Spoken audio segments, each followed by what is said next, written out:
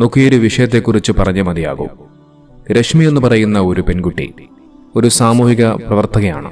നമ്മുടെ കേരളത്തിൽ നിന്നുള്ള ഒരു സാമൂഹിക പ്രവർത്തക. ആ രശ്മി എന്ന് പറയുന്ന പെൺകുട്ടി ഗസയിൽ ദുരിതമനുഭവിക്കുന്ന ജനങ്ങൾക്ക് ഭക്ഷണവും വെള്ളവും എത്തിച്ചു നൽകുകയാണ്. ആ ഒരു പ്രവർത്തനത്തിന്റെ വാർത്തകളൊക്കെ ഒരുപക്ഷെ ഇപ്പോഴാണെന്ന് തോന്നുന്നു പുറം ലോകം അറിയുന്നത്. ആ വാർത്താമാധ്യമങ്ങളൊന്നും അത്തരമൊരു കാര്യത്തെക്കുറിച്ച് അധികം ചർച്ച ചെയ്തതായി കണ്ടിട്ടുമില്ല. നമുക്ക് അവരുടെ ഇൻസ്റ്റഗ്രാം അക്കൗണ്ടുകളിലൊക്കെ ചെന്നു കഴിഞ്ഞാൽ അവർ ഇത്തരത്തിൽ നിരന്തരമായി ഗസയിലെ ജനങ്ങളെ സഹായിക്കുന്നതിൻ്റെ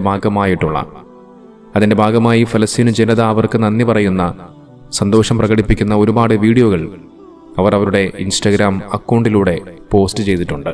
അത്തരത്തിൽ നിരന്തരമായി കൊണ്ട് ആ പെൺകുട്ടി ചെയ്യുന്ന മനോഹരമായ ഒരു പ്രവർത്തനം, പ്രയാസമനുഭവിക്കുന്ന, ദുരിതമനുഭവിക്കുന്ന ആ ജനതയെ ചേർത്ത് പിടിക്കുന്ന മനോഹരമായ ആ ഒരു പ്രവർത്തനങ്ങൾ അധികമൊന്നും ചർച്ച ചെയ്ത് കണ്ടിട്ടില്ല എന്നുള്ളതാണ് നാം മനസ്സിലാക്കേണ്ട വിഷയം.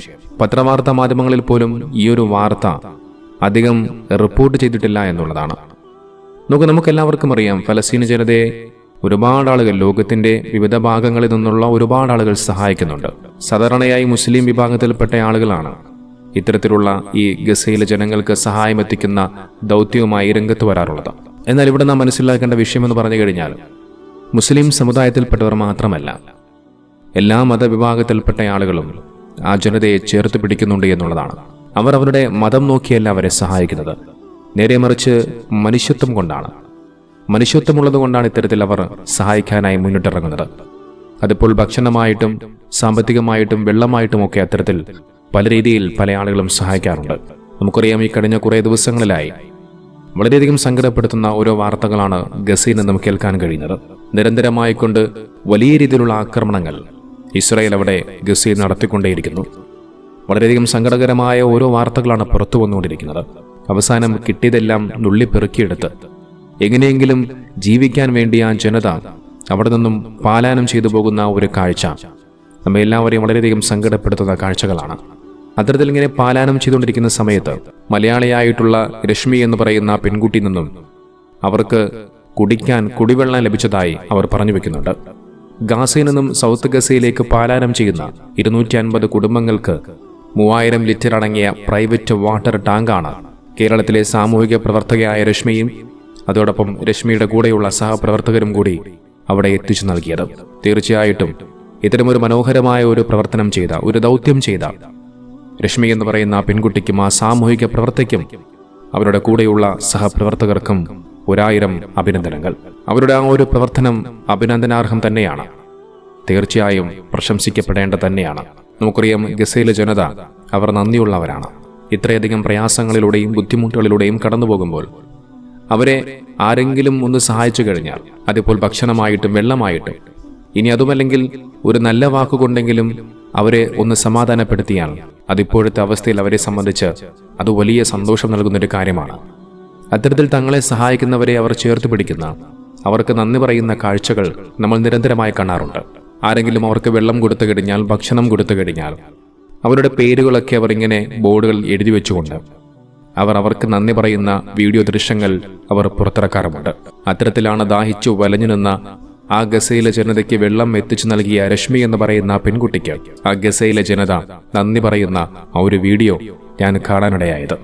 ഏതായാലും ആ ഒരു വീഡിയോ ഞാനൊന്ന് കാണിക്കാം. بسم الله الرحمن الرحيم وجعلنا من الماء كل شيء حي أفضل الصدقات سقيا الماء. اليوم الحمد لله تم إيصال المياه للعائلات النازحة في مخيم في مدينة خان يونس، وذلك بتبرع كريم من أهلنا في الهند. Thank you Rashmi and your friends from Kerala. نعاني من قلة المية ونحن نتخلص على وقت بعيد لنحصل على قلة المية. جزاكم الله كل خير ونتمنى منكم تستمروا بهذا توفير المياه إلى مخيمنا.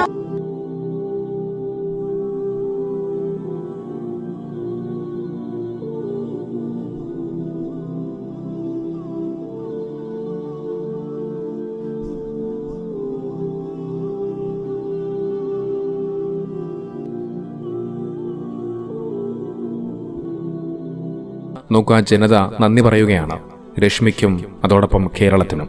നോക്കി, ഇത്തരത്തിൽ ലോകം മുഴുവനും എല്ലാവരും ഗസയെ ചേർത്ത് പിടിക്കുകയാണ്. അവിടെ നിന്നും കേൾക്കുന്ന ഓരോ വാർത്തകളും ദൃശ്യങ്ങളും ലോകത്തെ നൊമ്പരപ്പെടുത്തുകയാണ്. മനുഷ്യത്വമുള്ള ഒരു മനുഷ്യനും അവിടെയുള്ള കാഴ്ചകൾ കണ്ടു നിൽക്കാനാവില്ല. ഒരുപക്ഷെ നിങ്ങളെല്ലാവരും ഈ 2 ദിവസങ്ങളിലായി ഏറ്റവും കൂടുതലും കേട്ടുകൊണ്ടിരിക്കുന്ന ഒരു വാക്കായിരിക്കും സുമൂദ് ഫ്ലോട്ടില്ല. അവിടെ പ്രയാസം അനുഭവിക്കുന്ന അവിടെയുള്ള ജനങ്ങൾക്ക് ഭക്ഷണവും വെള്ളവും ഒക്കെ എത്തിച്ചു നൽകുവാൻ വേണ്ടി പുറപ്പെട്ട ബോട്ടുകളാണ് ഈ പറയപ്പെടുന്ന സുമൂദ് ഫ്ലോട്ടില്ല എന്ന് പറയുന്നത്. അത്തരത്തിൽ അവർ സഞ്ചരിച്ചുകൊണ്ടിരുന്ന ആ ബോട്ടുകൾ ഇസ്രായേലിന്റെ അതിർത്തിയിലേക്ക് കടന്ന സമയത്ത് ഇസ്രായേൽ പട്ടാളം ആ ബോട്ടുകൾ പിടിച്ചെടുക്കുകയും ആ ബോട്ടിലുണ്ടായിരുന്ന ആളുകളെ അവർ അറസ്റ്റ് ചെയ്യുന്ന വാർത്തകളൊക്കെ ഇപ്പോൾ പുറത്തു വന്നിരിക്കുന്നു. നമുക്ക് ഇത്രത്തോളം മനുഷ്യത്വരഹിതമായ പ്രവർത്തനങ്ങളാണ് ഇസ്രായേൽ കാഴ്ചവെച്ചുകൊണ്ടിരിക്കുന്നത് എന്നുള്ളത് നാം എല്ലാവരും മനസ്സിലാക്കേണ്ടതുണ്ട്. നമുക്ക് ഒരു വശത്ത് ഇസ്രായേൽ ബോംബാക്രമണത്തിലും മിസൈലാക്രമണത്തിലും ഡ്രോണാക്രമണത്തിലുമൊക്കെ അവിടെയുള്ള ജനങ്ങളെ കൊന്നുകൊണ്ടിരിക്കുമ്പോൾ, മറുവശത്ത് വിശപ്പും ദാഹവും സഹിക്കാൻ കഴിയാതെ, കുടിക്കാൻ ഒരു തുള്ളി വെള്ളം കിട്ടാതെ, ഭക്ഷണം കിട്ടാതെ, ശരീരമാകെ മെലിഞ്ഞ് ശോഷിച്ച് മരണപ്പെട്ടു പോകുന്ന വാർത്തകൾ നിരന്തരമായി കേട്ടുകൊണ്ടേയിരിക്കുന്നു. അത്തരത്തിൽ ഗസയിലെ ജനങ്ങളെ പട്ടിണിക്കിട്ട് കൊല്ലുകയാണ് ഇസ്രായേൽ ഭരണകൂടം. നോക്ക്, ഇത്രയധികം ക്രൂരതകൾ ആ ജനതയോട് ഇസ്രായേൽ കാണിച്ചു കൂട്ടിയിട്ടും പലപ്പോഴും ഇസ്ലാമിക രാഷ്ട്രങ്ങളിലെ ഭരണത്തലവന്മാർ അവർ ഇതിനെക്കുറിച്ചൊന്ന് ശബ്ദിക്കാൻ, പ്രതികരിക്കാൻ മുന്നോട്ട് വരുന്നില്ല എന്നുള്ളതാണ് മറ്റൊരു വിഷയമെന്ന് പറയുന്നത്.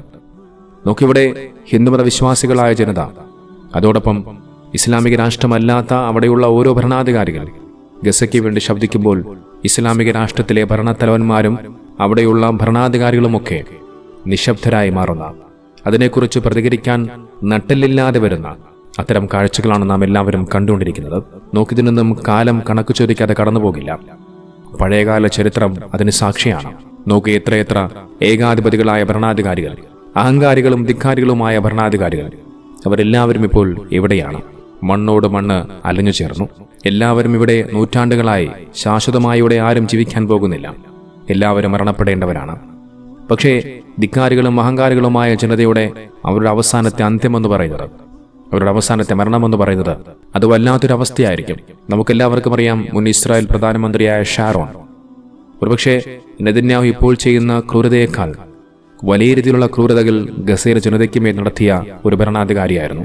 അവസാനം ഷാരോൺ എങ്ങനെയാണ് മരണപ്പെട്ടത് എന്നുള്ളത് ചരിത്രം സാക്ഷിയാണ്.